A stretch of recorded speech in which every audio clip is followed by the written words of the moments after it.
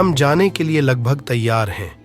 आप बहुत सारा पसारा देख सकते हैं। वापस आकर हमें इसे साफ करना होगा।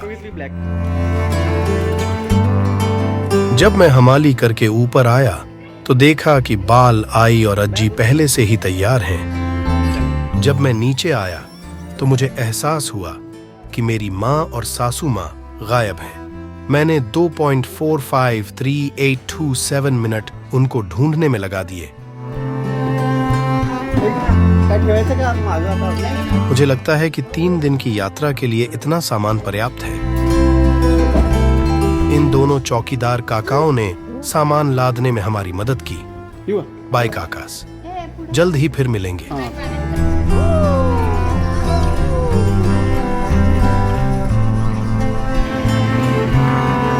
मैंने यह ग्रामीण होटल देखा। मुझे कुछ ग्रामीण वाइब्स महसूस हुई, इसलिए मैंने भोजन के लिए यहीं रुकने का फैसला किया।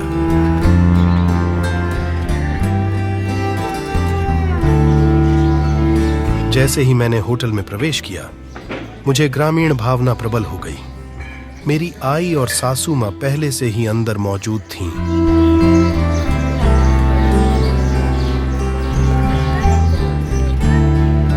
बाल सो रहा था। मुझे उसको टेलीपोर्ट करना पड़ेगा कार से डाइनिंग चेयर तक। जब वह जागेगा तो उसे जादुई टेलीपोर्टेशन का अनुभव होगा। बेशक उसे भूख भी लगेगी। मैंने देखा कि मेरे सामने कुछ मटके लटके हुए थे। अगर आप मटकी उसल ऑर्डर करते हैं तो वे इसे इन्हीं में से सर्व करते हैं। मुझे माहौल का आनंद लेते हुए एक और गुटगुटेड बाल मिला। मैंने देखा कि होटल के दूसरे कोने में 3 दोस्त एकांत में मौज मस्ती कर रहे थे। स्वादिष्ट भोजन की अधिकता के कारण मेरे सामने ये काका काकू धीरे धीरे चल रहे थे। इसी बीच मैंने सोचा कि इधर उधर घूमूं और चीजों पर झूम करूं।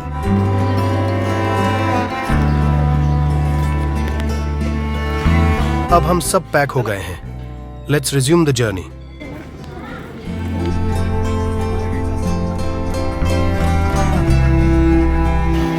हमने फिर से एक ब्रेक लिया। इस ब्रेक के पीछे का इरादा प्रकृति की पुकार में भाग लेना था। इसके अलावा हम कुछ चाय और नाश्ता भी लेना चाहते थे। प्रकृति की कॉल अटेंड करने के बाद मैंने देखा बाल 2 आजियों के साथ खेल रहा था।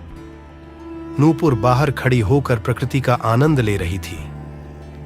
मैंने अपनी पत्नी से कहा कि वह सावधान रहे, क्योंकि अगर कोई वाहन बहुत तेजी से गुजरा तो वह उड़ सकती है।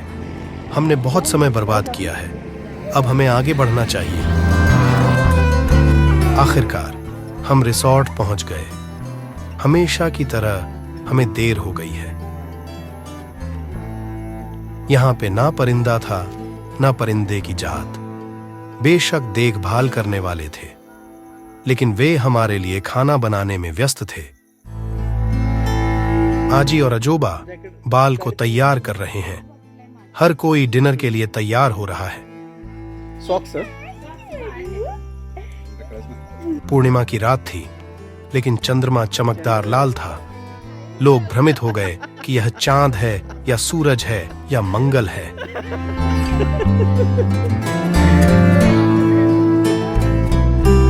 डिनर परोसा गया। हम सभी ने शाकाहारी भोजन का इतना आनंद लिया कि हम जरूरत से ज्यादा खा गए। मैंने अपना डिनर फटाफट कर लिया। मैं और बाल फिर से चांद देखने के लिए बाहर आए।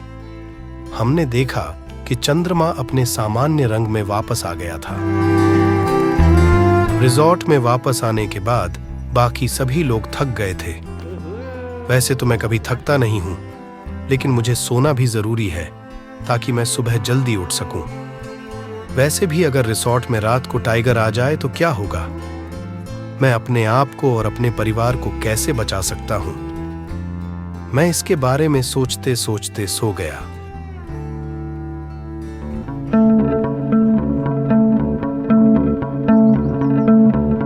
सुबह जब मैं उठा तो सामने एक खूबसूरत नजारा देखा।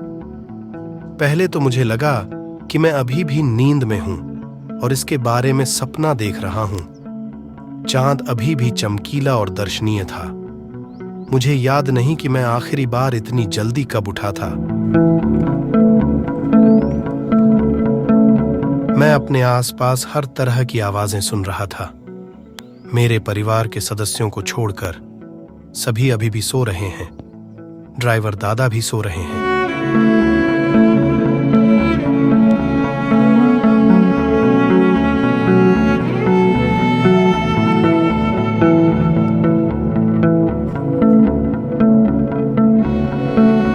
मेरे बाबा जाग गए और तुरंत चाय का आनंद लेने लगे।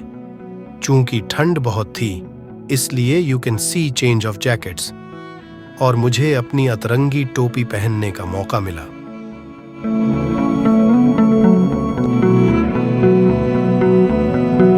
After a lot of time मैंने एक पक्षी देखा। परिंदा यह देखने आया था कि आज उसके इलाके में कौन आया है।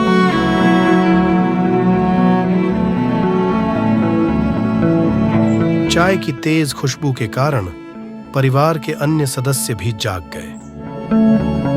मैंने देखा कि मेरे आई बाबा फोटो सेशन का आनंद ले रहे थे। नूपुर उनकी कैमरा वुमन थी।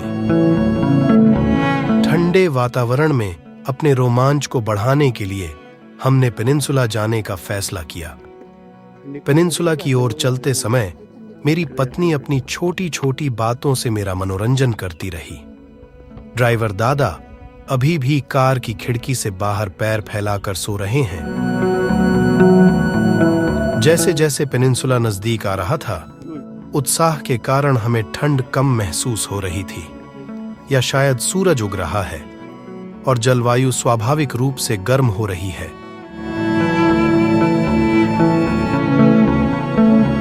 मेरे आई बाबा को फिर से एक नए स्थान पर अपना फोटोशूट जारी रखते हुए देखना अधिक रोमांचक था। पेनिनसुला के पास का दृश्य बहुत अद्भुत और ताजा था। मैं पानी के अंदर पहाड़ों का प्रतिबिंब देख सकता हूं। अगर कोई पक्षी, हवाई जहाज या ड्रोन उड़ते समय खुद को देखना चाहे तो आसानी से देख सकता है। मुझे पानी में तैरती हुई एक नाव मिली। यह देखकर मुझे खुशी हुई। मुझे ऐसा लगा जैसे मैं कोई एज ऑफ एम्पायर्स गेम का नक्शा तलाश रहा हूं। हमें सूर्यदेव का आशीर्वाद मिला। हम सब इस खूबसूरत माहौल में खो गए। हर कोई इस चेतन जीवन, आकाशगंगा और अन्य चीजों के अस्तित्व के बारे में गहराई से सोचने लगा। मुझे लगा कि मुझे एक घर बनाना चाहिए और यहीं रहना चाहिए। लेकिन बाद में मुझे एहसास हुआ कि मैं एक शहरी आदमी हूं, इसलिए मैं यहां टिक नहीं सकता। मैं तैरना भूल गया। मैं मछली पकड़ना भी नहीं जानता। मैं यह भी नहीं जानता कि अगर कोई बाघ मुझ पर हमला कर दे तो मैं कैसे बचूंगा और कैसे लड़ूंगा।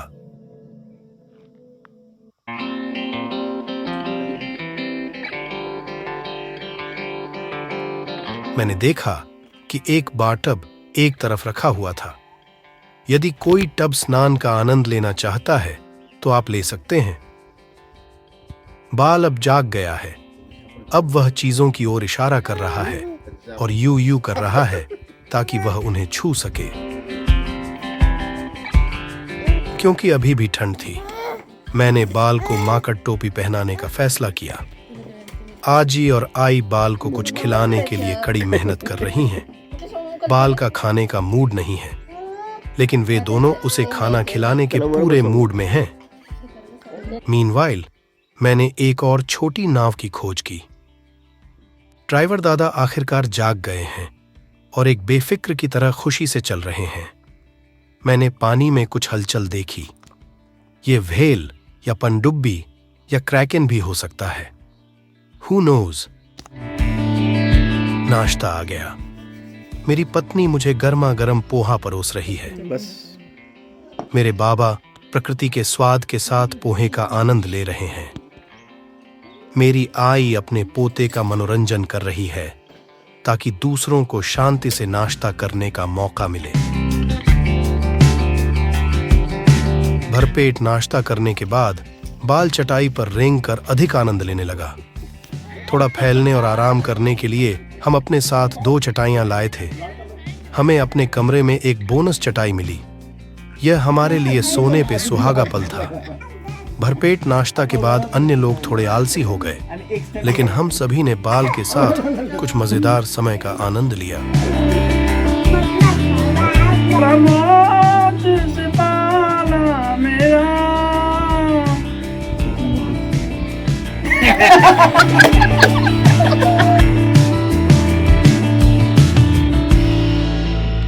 हमने बाल को टाइगर प्रिंट शर्ट पहनाने का फैसला किया।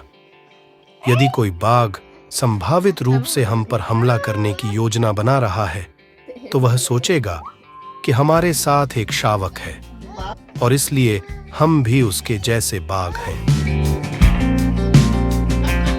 नूपुर और मैंने पेनिनसुला का फिर से दौरा करने का फैसला किया ताकि मेरी सासू माँ और बाल भी वहां से दृश्य का आनंद ले सकें। मीनवाइल, नूपुर उस जगह का गहन निरीक्षण कर रही है ताकि यह सुनिश्चित किया जा सके कि आसपास कोई संभावित खतरनाक जीव मौजूद तो नहीं है।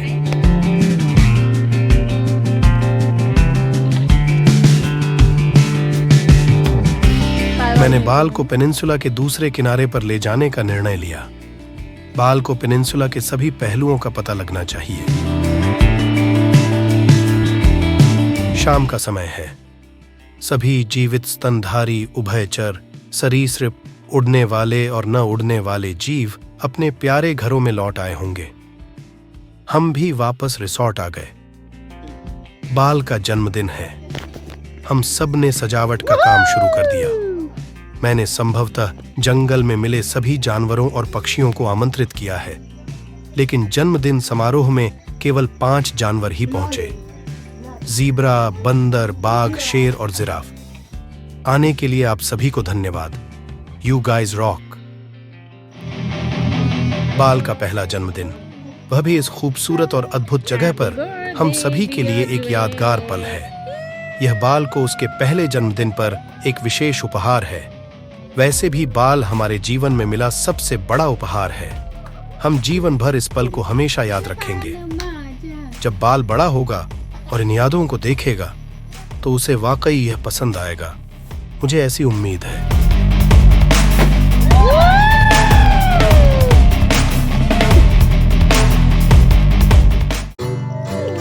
अब डिनर का समय हो गया है।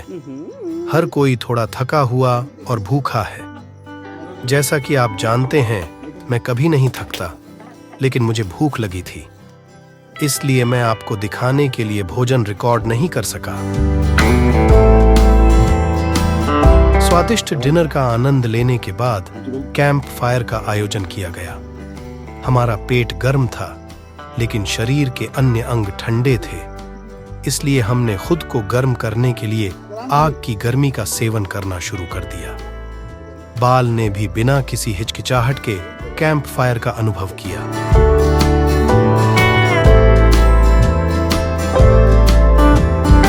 जब कैंप फायर की व्यवस्था हो और कोई नाच गाना न हो, यह पूर्णतः असंभव है। मैंने अपनी कार कैंप फायर के पास खड़ी की। जश्न में कार भी शामिल हुई।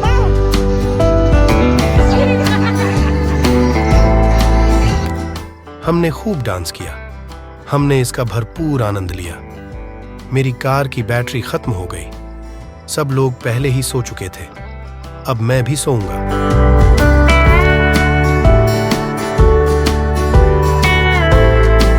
अगली सुबह मैं सूर्योदय देखने से चूक गया क्योंकि मैं देर से उठा।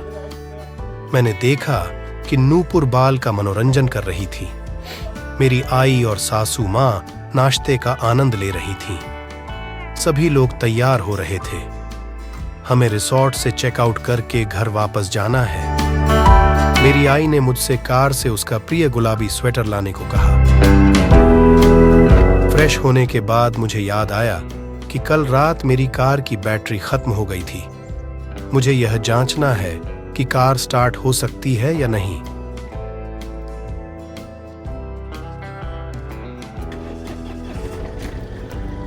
बाबा आई और मंजरी जल्दी चले गए।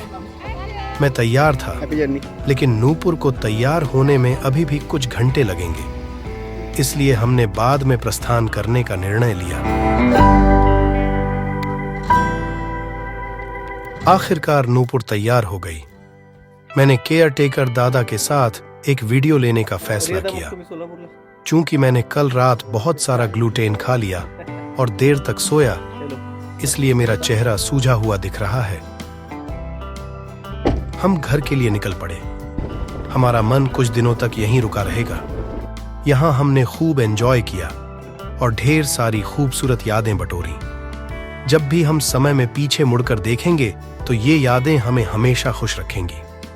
इस यात्रा के लिए पूरे परिवार को इकट्ठा करना अपने आप में एक चुनौती थी, लेकिन मैं चुनौतियों से कभी नहीं डरता। मैं टाइगर्स से डरता हूँ। इस टाइगर रिजर्व एरिया में मुझे कोई टाइगर नहीं दिखा, शायद इसलिए क्योंकि मैं काफी समय बाद परिवार के साथ यात्रा कर रहा था। टाइगर्स ने हम पर दया दिखाई और हमसे न मिलने का फैसला किया। यदि आप अभी भी यह लंबा वीडियो देख रहे हैं तो मैं आपके धैर्य की सराहना करता हूँ। मेरी कार का एसी ठीक से काम नहीं कर रहा है। मैकेनिक दादा फॉल्ट की जांच कर रहे हैं। ये सब तो होता रहेगा, यही जीवन है। आप अपना ख्याल रखें और खुश रहें। इस वीडियो को अंत तक देखने के लिए धन्यवाद।